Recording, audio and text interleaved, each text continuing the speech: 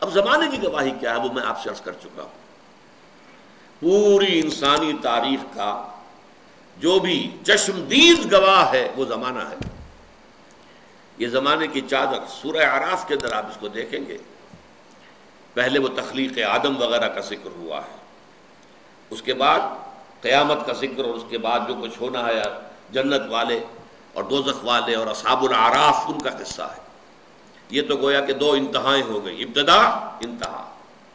اس کے درمیان پھر شروع ہوتا ہے حضرت نوح کا معاملہ، حضرت ہود کا، حضرت صالح کا، حضرت لوط کا، حضرت شعیب کا، اور پھر بڑی تفصیل جو ہے حضرت موسیٰ علیہ السلام. یہ سب تاریخ ہے. یہ زمانہ ان تمام چیزوں کے تہذیبیں ابھری، چھا گئی دنیا میں، پھر ختم ہو گئی. یہ سارا عروج و زوال اس زمانے نے اپنی آنکھوں سے دیکھا ہے. یہ چشمدید گواہ ہے. بڑی بڑی عظیم سلطنتیں بنی اور پھر ٹکڑے ٹکڑے ہو کر منتشر ہو گئی، ہوا ہو گئی.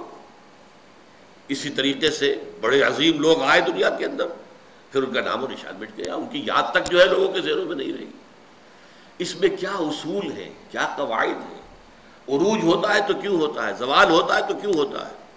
قرآن مجید ان سب سے بحث کرتا ہے. لیکن یہ کہ والعصر جو ہے زمانے کو گواہی کے طور پر پیش کیا جا رہا ہے. یہ زمانہ گواہ ہے کہ تمام انسان خسارے میں ہیں سوائے ان کے جو 4 شرطوں کو پورا کرنے والے. اس میں جیسا کہ میں نے عرض کیا تھا پچھلی نشست میں، چونکا دینے کا انداز بھی ہے. جیسے یہ وقت تیزی سے گزر رہا ہے.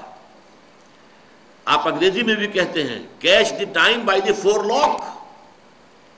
وقت کو اس کے ماتھے کے بالوں سے پکڑ کے رکھو، کیونکہ یہ تو تیزی سے چلا جائے گا. اور یہی ہمارا اصل سرمایہ ہے. اسی میں کچھ بنانا ہے، اسی میں کچھ کرنا ہے، اسی میں کچھ کمانا ہے. اس کے لیے بڑی پیاری مثال دی ہے بعض مفسرین نے.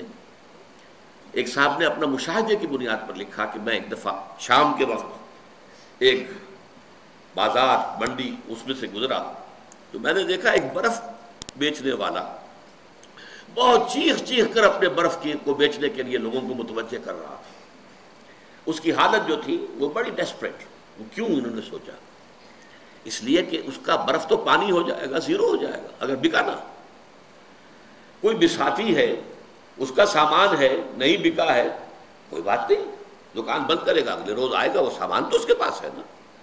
اس کی اصل راس تو کہیں نہیں گئی، اس کا اصل سرمایہ تو محفوظ ہے. لیکن یہ برف کا تاجر جو ہے، یہ تو برف اگر بکی نہ تو پانی ہو گئی، ختم، اصل راس المال بھی گیا. انسان کی حیثیت برف کے تاجر کی ہے. اس کی زندگی کی برف گھل رہی ہے، تیزی کے ساتھ پگھل رہی ہے. جس کو کہا ہے ایک شاعر نے بہت عمدگی کے ساتھ، غافل تجھے گھڑیال یہ دیتا ہے منادی، گردوں نے گھڑی عمر کی ایک اور گھٹا دی. عام طور پہ تو ہم سمجھتے ہیں میری عمر پہلے 60 برس تھی، اب 61 ہو گئی، بڑھ گئی. بڑھی کہاں ہے، کم ہو گئی.